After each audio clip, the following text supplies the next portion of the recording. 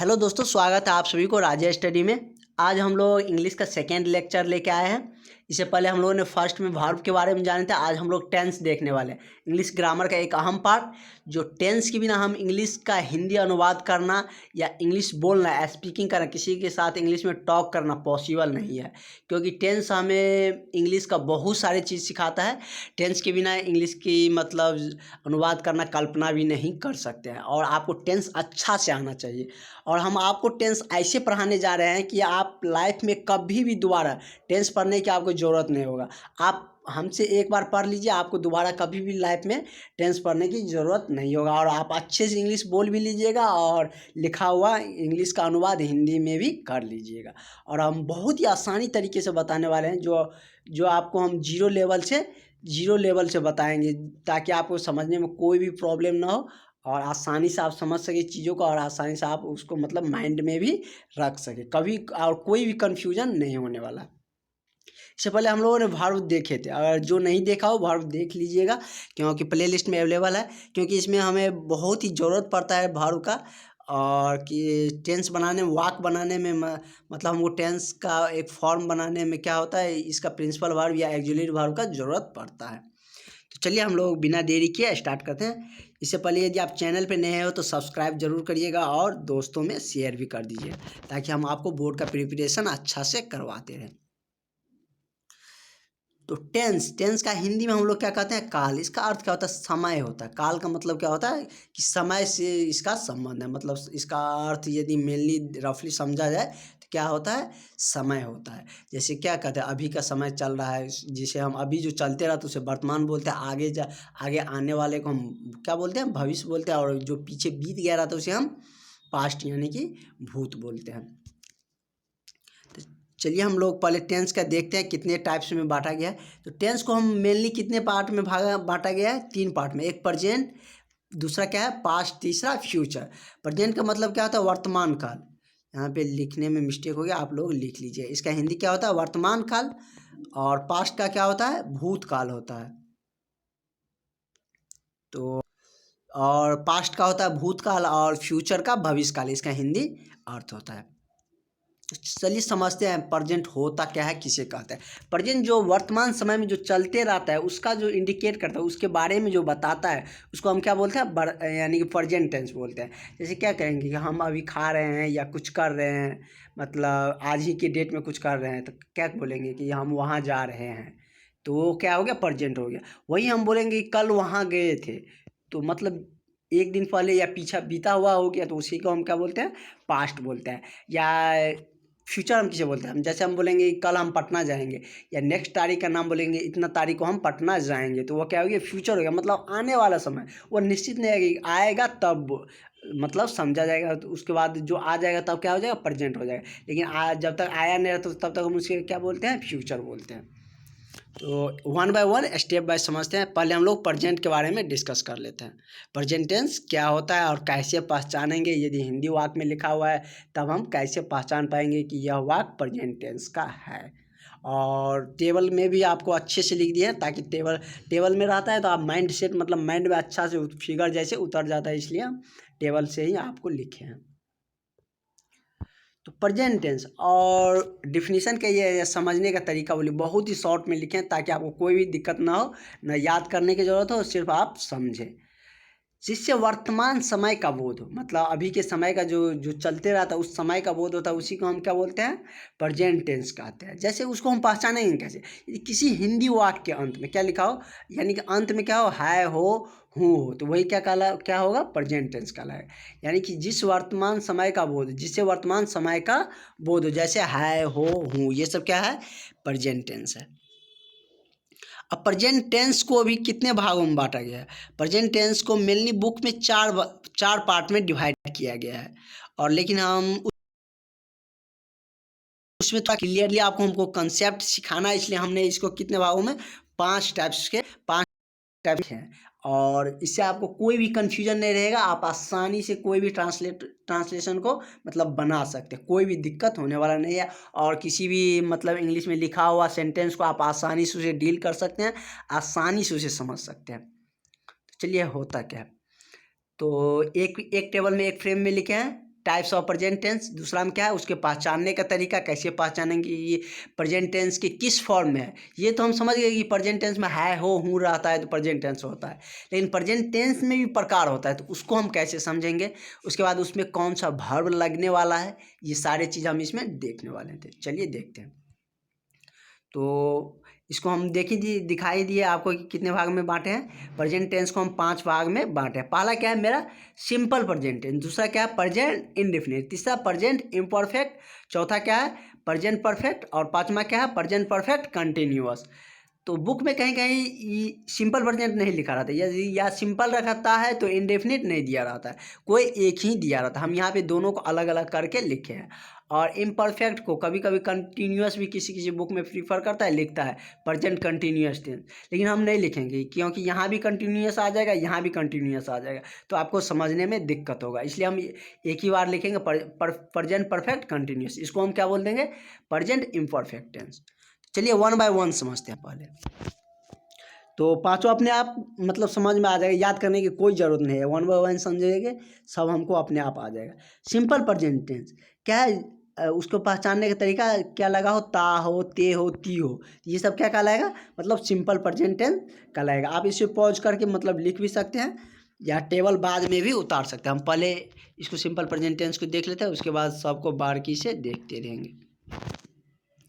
Simple present tense जिस हिंदी वाक्य के अंत में ता, ते, ती आदि लगा हो, मतलब जिस हिंदी वाक्य के अंत में क्या लगा हो, ता हो, ते हो, ती हो आदि लगा हो, तो उसे हम क्या बोलेंगे सिंपल प्रेजेंट टेंस। मतलब है हूँ है तो इससे हमको पता चल गया कि प्रेजेंट टेंस का है, लेकिन प्रेजेंट टेंस में भी प्रकार है, तो किस प्रकार में किस में बांटे हैं हम इसको, किस में रखे हैं सिंपल प्रेजेंट टेंस में। तो इसे हमको बनाने में क्या आ जाएगा आसान हो जाएगा। तो देखिए काहे कि यदि हम अलग अलग नहीं रखेंगे ना तो प्रेजेंट टेंस में रहेगा, तो हम उसको बनाने का क्या नियम है, इज आर एम डू और डज से भी बनाते हैं, उसके बाद हम PV1 या PV5 करके भी बनाते थे। इसमें कन्फ्यूजन को दूर करने के लिए ही सबको अलग अलग पार्ट में रखा है। तो सिंपल प्रेजेंट टेंस का यदि हम पहचान गए किसी वाक्य को, जैसे ये लिखा है कि वह पढ़ता है, तो लास्ट में क्या है ता आया, इसको हम है तो इसे हम देख के समझ गए कि ये प्रेजेंट टेंस का है। लेकिन प्रेजेंट टेंस में किस टेंस का है, किस मतलब प्रेजेंट टेंस 5 प्रकार का है, तो उसमें से किसका है तो देख रहे थे। इससे पीछे जाएंगे तो क्या लगल है ता लगल है, तो हिंदी वाक्य अंत में क्या लगल है ता है। तो यह इससे हमको क्या पता चलता है कि यह किस में है सिंपल प्रेजेंट टेंस में। पहचानने का समझ गया हम। अब बनाने के नियम समझते हैं। तो बनाने के क्या नियम है, सब्जेक्ट जो मतलब सब्जेक्ट जो आता है जिससे हमको पता चलता है कि यह सब्जेक्ट, जैसे वह क्या हो गया सब्जेक्ट हो गया। उसके बाद हम PV1 या 5 देते हैं, मतलब PV1 और 5 हम बता चुके हैं। PV1 और 5 पहला लेक्चर में बता चुके हैं। PV1 का मतलब जो किसी भी मीनिंग का जो किसी भी वर्ड का जो मीनिंग होता है, जिसका जैसे पढ़ना है तो उसका क्या होगा रीड हो गया, यही क्या हो गया PV1 हो गया। और उसी में हम एस या ES लगा देते हैं तो वही क्या हो जाता है PV5 कहलाता है। किसी भी ओरिजिनल मीनिंग में जो हम एस या ES लगा देते हैं, मतलब प्रिंसिपल वर्ब के पहला रूप में यदि ये एस या ES लगा देते हैं तो वह क्या हो जाता है PV5 हो जाता है। ये बता चुके हैं पहला लेक्चर में, यदि नहीं देखे हैं तो वहाँ जाके देख सकते हैं। चलिए अब ट्रांसलेट बनाते हैं, बनाने से बहुत ही क्लियर होगा। जैसे पहला मेरा ट्रांसलेशन है क्या कि वह पढ़ता है, तो इससे हमको क्लियर हो गया कि यह है तो ये प्रेजेंट टेंस का है। लेकिन लास्ट उससे प्रेजेंट टेंस में भी किसका है तो ता लगल है, ता है तो यह किसका है सिंपल प्रेजेंट टेंस। इसके बनाने के क्या नियम है, सब्जेक्ट जा रहे हम नहीं देंगे PV1 या 5 जो इसका मीनिंग होता है प्रिंसिपल वर्ब का, जो मतलब जिससे इसका मीनिंग होगा पढ़ना का, वही हम लगाएंगे। उसके बाद क्या देंगे हम ऑब्जेक्ट देंगे। तो चलिए देखते हैं। तो ही ता है तो पढ़ना का क्या होता है, पढ़ना का होता है रीड मीन्स क्या होता है पढ़ना, लेकिन यहाँ पे क्या लगा पढ़ता है तो पहला फॉर्म हो गया रीड। और उसमें देखिए इसमें कौन लगेगा PV5 लगेगा। 5 किसके साथ लगता है 1 किसके साथ लगता है वो भी दिखा देते हैं आपको। ये मतलब पर्सन पढ़ाते हैं उसके बाद ये क्लियर होता है। तो नेक्स्ट क्लास में हम लोग देख लेंगे पर्सन के बारे में भी। जैसे यू है, इससे क्या होता है एक से अधिक का बोध होता है, तो यू हो गया, दे हो गया और वी हो गया। इससे क्या होता है कि एक से अधिक का बोध होता है, तो ये सब क्या हो गया। इसके साथ हम क्या लगाएंगे PV1 लगाएंगे, मतलब पहला फॉर्म लगेगा। और PV5 किसके साथ लगेगा, मतलब सिंगुलर फॉर्म, कोई एक नाम हो, जैसे राम हो गया, ही हो गया, ही किसी किसके लिए, पुलिंग के लिए यूज करते हैं। उसके बाद क्या हो गया, सी हो गया, इट हो गया, इस सब के लिए हम क्या लगाएंगे, एस या ई एस वाला फॉर्म लगाएंगे। इसका मतलब क्या, PV5 का यूज करेंगे। यहाँ पे क्या है, वाह है, वाह का मतलब क्या, ही है, तो ही है तो क्या लगाएंगे, PV5 लगाएंगे। तो रीड मीन्स पढ़ना होता है, उसी में हम एस लगा देंगे तो क्या बन गया मेरा, PV5 बन गया। तो ही रीड्स हो गया, मतलब सिंपल था, इसमें कोई दिक्कत नहीं है। चलिए नेक्स्ट देखते हैं। नेक्स्ट मेरा क्या है, सीता इस जाती है। ये सब ऐसे वाक्य आपको बहुत बार मिलता है। जैसे हम किसी को बोलेंगे कि क्या तुम स्कूल जाते हो, तो ये भी हम इसका भी ट्रांसलेट बना सकते हैं। या कहेंगे कि मोहन स्कूल गया, मोहन स्कूल जाता है, या कुछ भी बोल सकते हैं। तो इसमें हम मेरा दूसरा क्या है ट्रांसलेशन, कि सीता स्कूल जाती है। तो इससे हमको क्या पता चलता है लगल है लास्ट में। इससे हमको ये पता चलता है कि यह दिया गया वाक्य किस में है, प्रेजेंट टेंस में है। प्रेजेंट टेंस में भी किसका है, ती लगल है, ताते ती है लगा होता है तो क्या होता है, सिंपल प्रेजेंट का। तो ती लगल है लास्ट में तो क्या हो गया, सिंपल प्रेजेंट टेंस का है। उसका बनाने का नियम क्या है, सब्जेक्ट प्लस प्रिंसिपल वर्ब का पहला रूप या पांचवा रूप प्लस ऑब्जेक्ट होता है। पहला और पांचवा रूप समझा दिए हैं। पहला रूप जो ओरिजिनल मीनिंग होता है वही क्या रहता है, प्रिंसिपल वर्ब का पहला रूप। और पांचवा क्या होता है, वही मतलब ओरिजिनल मीनिंग में एस या ई एस जोड़ देते हैं तो पांचवा रूप बन जाता है। और किसके साथ एस या एस लगता है वो भी दिखा दिए, और किसके साथ सिंगुलर रहेगा, वो प्लुरल रहेगा, वो भी दिखा दिए। सीता, सीता क्या एक नाम है, तो क्या लिखेंगे, सीता जाती है, क्या होगा, गो मीन्स क्या होता है, जाना।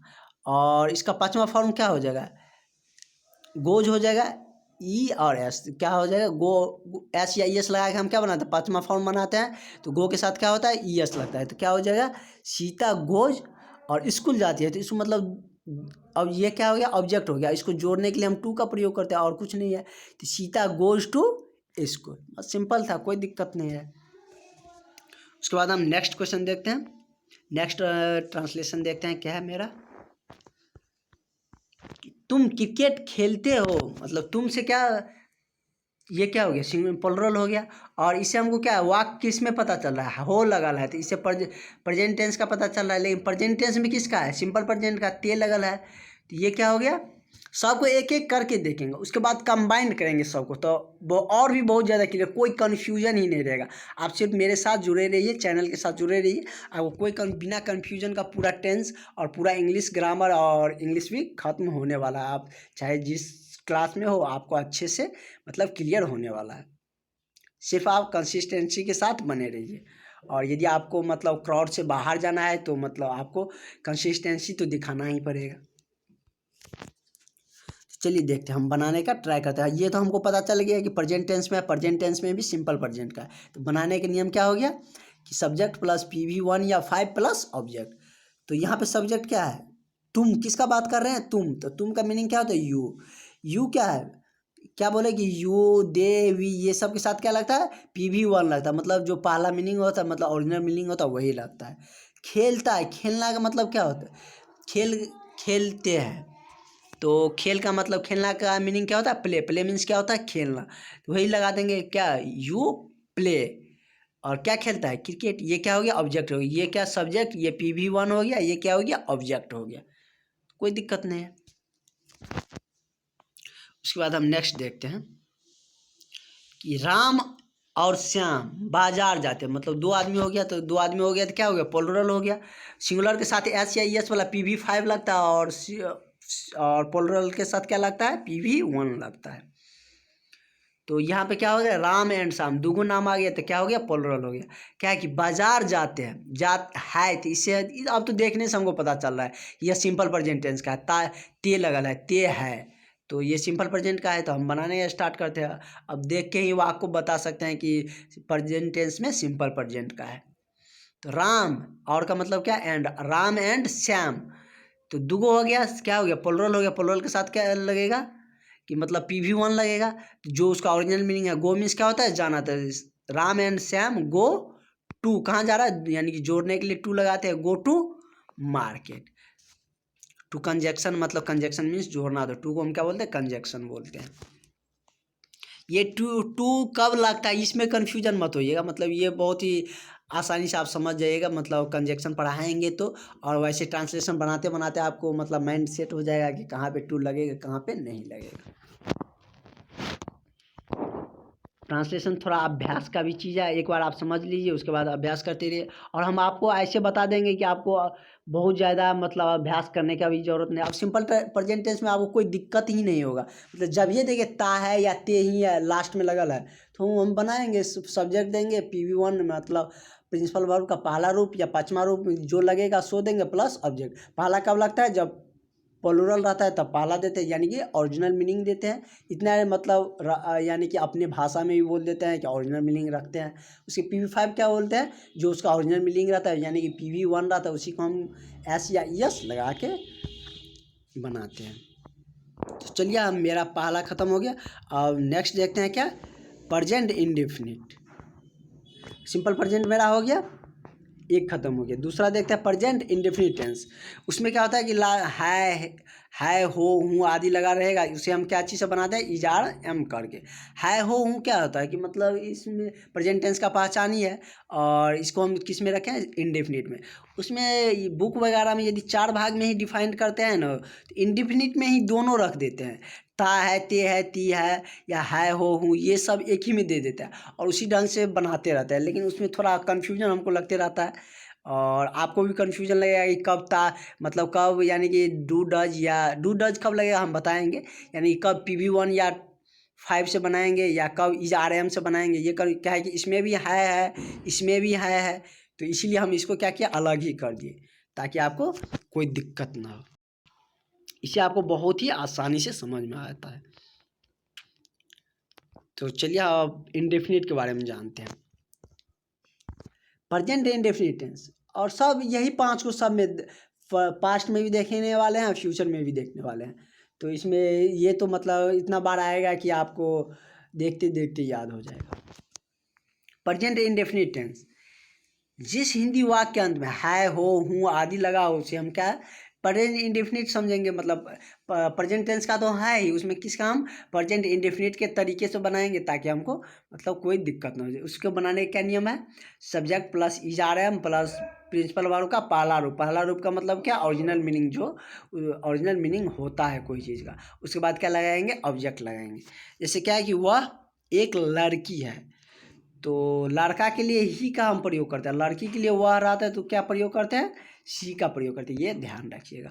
तो सी और क्या लगाएंगे? बनाने का क्या नियम है? सब्जेक्ट प्लस इजारम देंगे। तो कोई नाम ही सी और इट, ये सब क्या है कि सिंगुलर है, तो इसके साथ क्या लगाते हैं? हम इज लगाते हैं। वही क्या, यू हो गया, दे हो गया, वी हो गया, एक से अधिक नाम हो गया तो उसके साथ क्या लगाते हैं? आर लगाते हैं और आई के साथ एम आता है। तो यहाँ पे क्या है? सी है तो सी के साथ क्या लगेंगे? इज। एक लड़की है तो a girl, she is a girl, बस खत्म है। और जैसे वो रहेगा कि वह एक हाथी है, या ये बोला जाए कि वहाँ एक हाथी है, तो क्या लिखेंगे कि देयर देयर, यानी कि दिस इज ए हाथी। यदि ये बोला जाए कि यह एक हाथी है तो क्या बोलेंगे? दिस इज एन एलिफेंट बोलेंगे। हाथी ने, sorry, this is an elephant. उसके बाद हम नेक्स्ट देखेंगे। नेक्स्ट में रहा कि वे सब मंदिर है। जैसे कि बहुत सारे मंदिर है, कहीं भी जाते हैं धार्मिक स्थल पे तो एक ही टेम्पल नहीं, बहुत सारे टेम्पल बना होता है। तो क्या हो गया कि मतलब जैसे बहुत सारे टेम्पल बना हुआ है तो हम एक मंदिर से ज़्यादा है तो उसे हम क्या बोलेंगे? वे सब। तो इससे क्या प्रयोग, मतलब वे सब का मतलब क्या? सब आ गया। तो वे सब मंदिर है, तो वे का क्या मीनिंग होता है? दे। और दे के साथ क्या लगेगा? आर लगेगा। और मंदिर का क्या होता है? टेम्पल। तो ये सब्जेक्ट प्लस इजार एम प्लस ऑब्जेक्ट हो ही गया। दे के साथ क्या लगाएंगे? आर लगाएंगे और उसके बाद ऑब्जेक्ट क्या है? टेम्पल है, तो बस। तो इसी तरह हम इंडेफिनिट पढ़ लिए और उसके बाद हम क्या पढ़ें कि सिंपल प्रेजेंट टेंस और प्रेजेंट इंडेफिनिट दोनों का देख लिए हैं।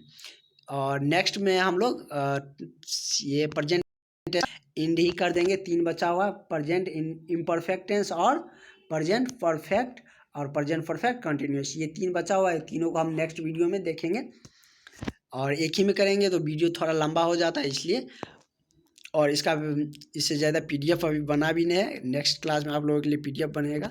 नया पीडीएफ बना रहे हैं, इसलिए पुराना पीडीएफ है तो इसको मॉडिफाई करके फिर से बना रहे हैं ताकि आप लोगों को आसानी से समझ में आए। Thank you for